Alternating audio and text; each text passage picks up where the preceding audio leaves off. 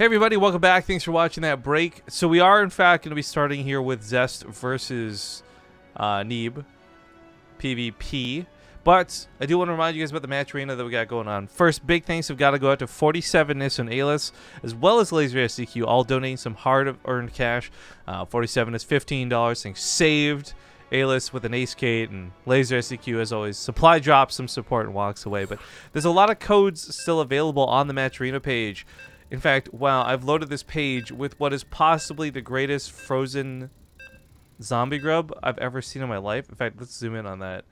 You look like frozen. You look like you've just heard the greatest sound of all time in your ears. I'm not sure what that's about. That's a great place to freeze. Anyways, we're gonna hop in the game, but get on the match arena page, guys. Use that code. It's July 17, just like today's date, July 17. Use up the codes. We got 100 available. There's still like over 50 remaining. I want to make sure that these players get every single dollar that we could possibly squeeze out of Match Arena and add it to the prize pool. But sincere thanks to those who threw in their own cash as well. That's always cool to see. But getting into game number 1 of the semifinals. In the bottom left, we've got the yellow Protoss Neeb. In the top right has the red Protoss. It is Zest. Pretty sure Zest was one of the guys Neeb took down in the Kespa Cup along his PvP trail to glory, blaze of glory, whatever. But I could not confirm. I didn't actually watch that tournament, and I don't remember why. Kespa Cup. You know what? I didn't either. I just saw the result. But I also don't watch a lot of Korean StarCraft most of the time. I think it was yeah, exactly. It's because we cast so much stuff. Who was it? We cast somebody. They had the Zealot on the wrong side of the wall and cost them a pylon. Oh, it was a foreigner, and it was the worst day of their life. Yeah, it was. I think it was versus Mana, right? And the Zealot came out on the wrong side and it got really bad. But okay, yeah. We'll see if that mistake gets made here or not. I don't think it will, but Zest is up to no good, more so than Neeb. So this is kind of neat. I'm not sure if this will be enough of a distinction for Neeb, but he's going to notice that the Zealot is late, right? Like his will come out at the time it should, but he might be thinking, like, why does Zest start so much later? Well, I mean, that is a good point. This is definitely something awarded by Proxima Station being like it is. Neeb goes for what can be a safe move on Proxima, but I would say is actually not typical. More often, PvP is about both players trying to find some clever use of the wall that they've set up. I'm sitting here wondering, Neeb's going to lose a pylon, I think. Zest almost does because he cancels the Zealot to restart the Stalker. If it weren't for that Chrono Boost, he would absolutely have lost this. And die. Oh my god, it still will. But this was huge because he still stops the probe. The big thing was not letting Neeb in to scout that there wasn't enough at home, right? Zest actually pulls back his probe. Okay, that's really interesting. But anyways, the point is he didn't want him to see that there wasn't anything here at home that should, like, there should have been a third pylon, there should have been the tech, there should have been a second pylon even. Like, Neeb would have got some very important information had that Stalker not been out. He's still going to see this with a Mothership Core, but will it be too late? The Oracle should already be in his base by the time he recalls the Mothership Core. If he doesn't recall immediately before the Oracle gets here, then it might just be too much damage. I mean, he can lose quite a few probes where he has to tap out because he does have a Nexus. So it'd have to be like an entire mineral line to force Neeb to just tap out. But it is going to be really scary. Like, I'm kind of scared that Neeb's just going to be like, oh shit, and like tap out. He takes such a long roundabout way to get here in order to even just... This was to get him a couple of probe kills maybe. And through the process of this... Okay, he sees the Nexus timing's late. Is that enough? No, he's not recalling. I feel like that should have been enough. I mean, I guess maybe it couldn't have been... It's potentially not proxy, but now he realizes. Yeah, he had warped in Stalkers. Okay, that's why he wasn't too worried. Like, anything to make sure... This is the Mothership Core. Okay, mistakes are made. He got greedy. He got real greedy, and he's paying for it. Yeah, he did. That was definitely a mistake. I was gonna say anything to stop the Oracle from just like literally burning down every single probe was gonna be okay because he does have a natural Nexus. But losing a Mothership Core too, I don't know. And the second Oracle could get even like 2 or 3 more probes would be pretty nice. It's not gonna get anything. Good on Neeb, keeping the kill count low at 9. Yeah, I guess what's interesting is he did get his Nexus down so much sooner, so he had a couple of extra probes to bleed. He's still behind, but not by much despite how many died. Like, he's fairly close to Zest here. Yeah, it's not as bad. Especially with the second Oracle. I thought it was going to be a little bit worse. Could become as bad, though. Zest is still got that lead that he would want. Oh. Not just in the probe count, but also already starting his blink. There we go. Why would Neeb not overcharge this pylon? He overcharged the one that had all the stalkers at it. It's a custom form of probes. Yeah, I didn't think about it. Reaction. Oh. Hey, by the way, we got Remar in chat. Not just giving him love because he's here, but also because he's just resubbed for a tier 3 resub. What's up, Remar? I mean, hi. What's up? Cool. 39 months. This guy's been loving us for 39 months, Zombie Grub. Surprising. What a nice guy. Alright, so Yes. Observer going to get into the base and start getting some information.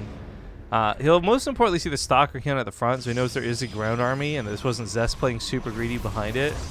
Could be a little alarming for Neeb, but not much. His extra gateways will be finishing up, and they'll give him all the production he needs to get that army up and going. But constantly losing 2 probes here and there, like this is going to be... This was a point earlier where he wasn't that far behind Zest, and he's like over 10 workers behind. Yeah. I mean, he has production with gateways, but he doesn't really have the economy, and even he realizes it's gone a little bit too far. I mean, the tap out's a little abrupt. It seems a little bit lame, but it's kind of expected, like, with the way that had gone. And PvP can be a scary, scary fight sometimes. It is. I think it's a scary matchup. Indeed. Someone doesn't really play it that often. I'm scared by it. But I kind of forgot that Zest was invited to attend Home Story Cup. That's pretty cool. Yeah, I was a bit sad they invited Buell, but Buell's actually too sick to go. For those who don't know, like, we love Buell and we still support him on all this, but he's been in the hospital a lot, so he's never been willing to talk about like what ails him. So I don't know if it's just like, oh, like something really serious, or if he's just constantly got a cold, he's not taking care of himself, or like what the deal is. But oh, poor Buell, get well soon. There's also the impression that they weren't flying them out. That they are not. There's no, so it's like, there's no flight assistance. Yeah, yeah. So I was surprised to see, I guess, the Koreans join. I guess this is a lot of money. Well, I think noteworthy is Home Story Cup. I think is more of like a gigantic, awesome party than it is a gigantic, awesome tournament.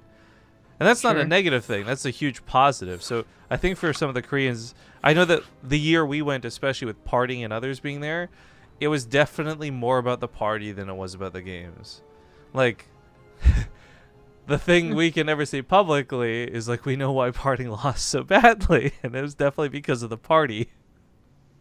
I don't even remember partying there, to be honest. I remember partying more for Korea, but I remember Zanster huddled over in the corner just throwing up the whole time. Well, yeah, I think everyone. I mean, what else is new? Oh, thank you to Remar for the bits.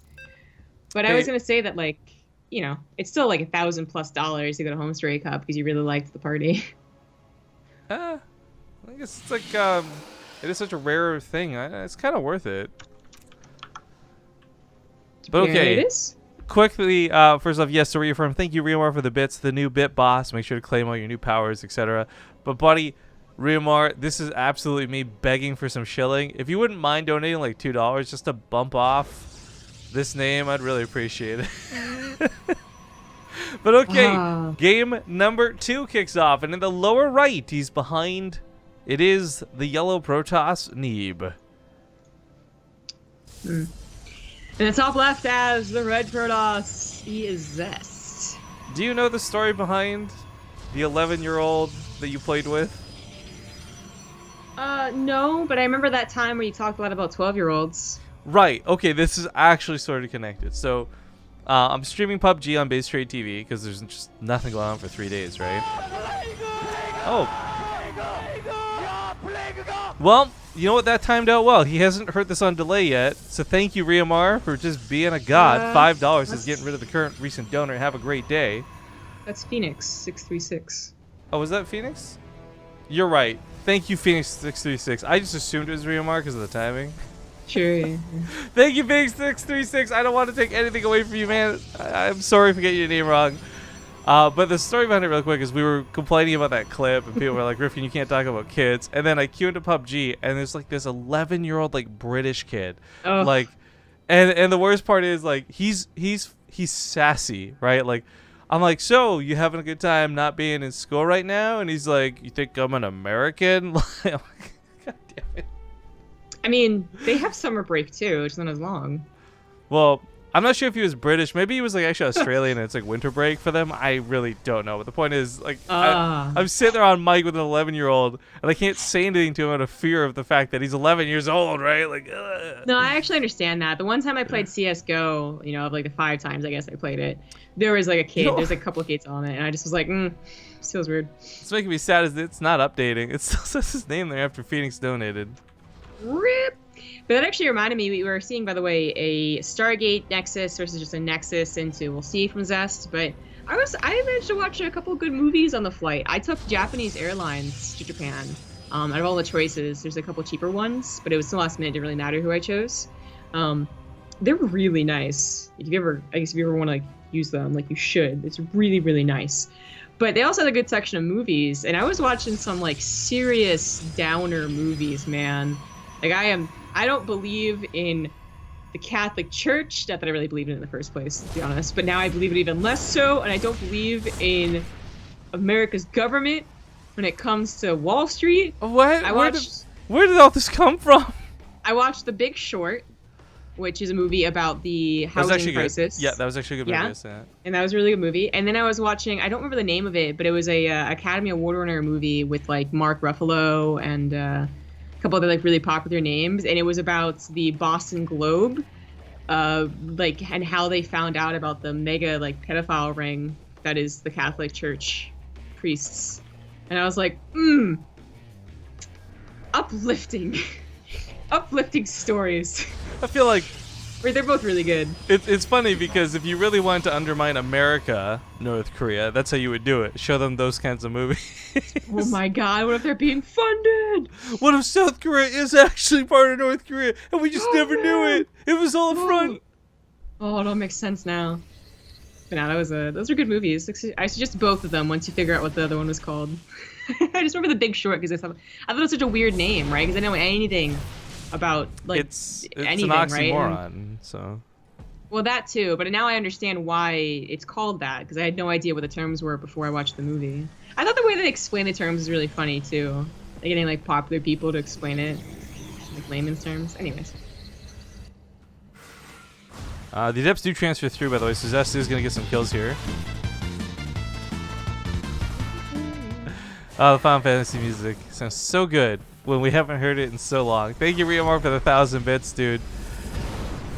Zest actually transfers out. Neeb is getting caught really badly here. He's having a lot of trouble dealing with this. Yeah, this was some good damage. Good damage. And Zest was the one that even got a faster Nexus. So the fact that he's also dealing damage, and it's taking so long to clean up, by the way. Finally, they both go down, but they almost lived. Is quite bad. Down 8 probes. Still not as bad as last game. Neeb has some potential for some return damage if it weren't for the fact that Zest is finishing a blink as we speak, right? The idea is the stocks will take so long to walk back towards the main. Maybe dodge out the mothership core, then these oracles get some damage, but nah, with blink done, he'll catch these no problem. I am favoring Zest so hard right now for this game. So hard. If there's one thing Zest kept being good at, it was PvP. So it seems to just like accelerate with his newfound form. He's coming back in a form, I suppose. He used to be like the best PvPer in the world too, but now he's just one of the best PvPers, and obviously a little bit better than Neeb today. Yeah. This is it's nice to see Zest in form. I think that the scary thing for me though is while maybe he beats Neeb here in the semifinals, and we see Zest go on to the grand finals, he's still gonna be fighting either Leenock, Impact, or Cure. Like there's a scary roster of 3 people he's got to try and fight in the best of 5 finals. Is the semifinals still not done? I bet Cure's going mech. I hope Cure's going mech, and I hope he wins. We see Mech versus Leenock. That'd be sick.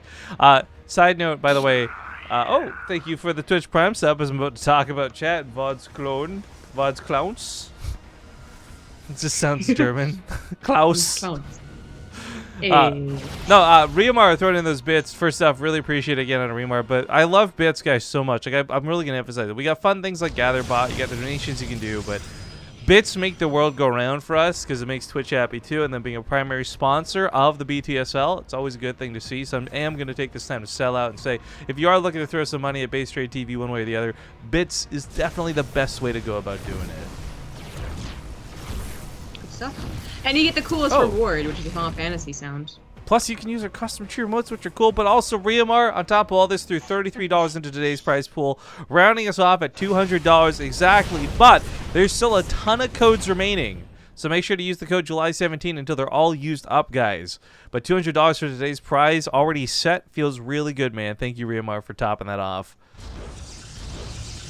Ooh, Hallucinated Phoenix from Zest getting to the main. Seeing continued Void Ray production is definitely going to raise some questions. Immortals, Void Rays, like, he's got everything here that's supposed to kill Stalkers, and that's great, but Zest didn't go for just, like, pure Stalker despite getting Blink, right? He's got Archons out, he's got Charge finishing up. I mean, you know, if the game didn't open the way it did, but Neeb still had the same army, I think, like, you know, Zest is the one that needs to be scared of being attacked because he has Blink, and you know, this would have happened like 1 or 2 minutes ago. But considering that Neeb was more in the defensive, he was on his heels here. I don't think it really matters that he counters Blink so hard because Zest is already on his way to bigger and better things. Not just charge and upgrades, but a 4th base, double Stargate. He's like, I'm gonna take control of the air apparently. Everything's still going really well for Zest, even though his army doesn't look that impressive. Ooh, He's not investing in his army. I don't know that I like the split between them. Just buying time, as long as he doesn't lose the units. You know, obviously this split's like nothing. He's gonna see the disruptor, but Neeb's not gonna use it. So there was a game, I think, who was it? I think it was Probe versus Neeb from Valencia. Did you see any of that match? No. Oh man, Zest is going quadruple Stargates. Oh. Okay. Well, it's not going to happen this game, especially with the way this pacing goes, but it was kind of cool. Probe, he made so many disruptors that Neeb actually, despite having a really good army and lots of Phoenix and stuff, like, there wasn't enough to pick up all the disruptors, much less figure out which disruptor was actually firing when there were so many clustered together. And I'm not saying it was like a brilliant new PvP meta that's going to change the game, but it was kind of cool to see. You're like, you've got this figured out to the point where every time we've ever seen disruptors, it's like 5 of them and the Phoenix picked them up, no problem. But when there's like 13 disruptors, you can't really do that. And I was thinking for a moment for Neeb, like maybe this was his logic to get back into it. Like go for a lot of disruptors, deal with this, but 4 Stargates at a time, 4 Void Rays at a time. Zest isn't going to care about these disruptors in the slightest. Nah. As I said, on to bigger and better things. I think I saw that game, by the way. I guess I lie when I say I hadn't seen it, because I saw like half of a game before I went into other things. So wow. I think that's the one that I saw. I can't believe you would lie to me in front of hundreds of people. I know. It's a bold move. Yeah, I was doing something else. I was taking a break, that's what. Jeez. It was nice to have time off. Attacking the main. Getting a lot of distraction damage done, but Zest wasn't able to capitalize on this. He really wanted to move in and get a cancel on the 4th, but Neeb was ready to fend it off. Still, though, with players going mass Void Ray on Void Ray, this might be the most volatile fight I've ever seen. Like, I'm thinking... Oh, this was actually... That barely got the depower on 2 very important buildings. But I was going to say, I really... It's going to be so glass cannon-y, right? Like, Phoenix versus Phoenix is already really delicate. Yeah. I feel like Void Ray versus prismatically aligned Void Ray is going to be the same level of just like, okay, good luck RNG. But Neeb's not staying on pure Void Ray. He's going for carriers. This...